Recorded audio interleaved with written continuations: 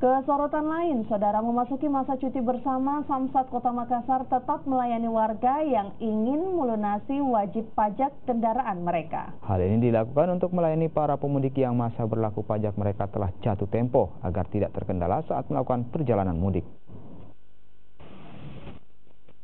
Jika instansi pemerintah lainnya saat ini telah tutup lantaran cuti bersama, namun tidak demikian dengan kantor Samsat Makassar. Meski telah memasuki masa cuti bersama, Samsat Kota Makassar tetap melakukan pelayanan pada warga yang ingin membayar pajak kendaraan.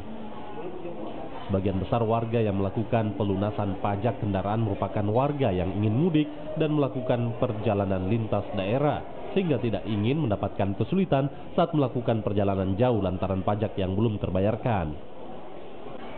Selain pembayaran pajak langsung ke kantor, Samsat juga melakukan jemput bola dan mendatangi para wajib pajak di beberapa titik keramaian seperti mal dan pasar.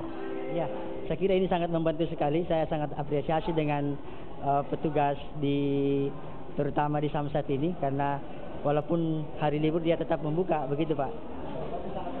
Sangat-sangat membantu masyarakat, terutama yang ingin pulang kampung misalnya Pak.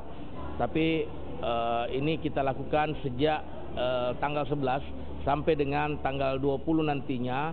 Itu kami buka pelayanan mulai dari jam 8 pagi sampai jam 14 siang.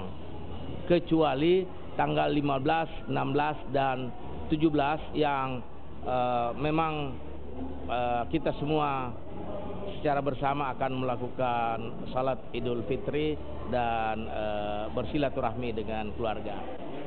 Pelayanan ini akan terus dilakukan hingga 1 hari jelang Lebaran. Diharapkan para pemudik memanfaatkan pelayanan pajak pada hari libur ini. Rama Pertama, Kompas TV Makassar.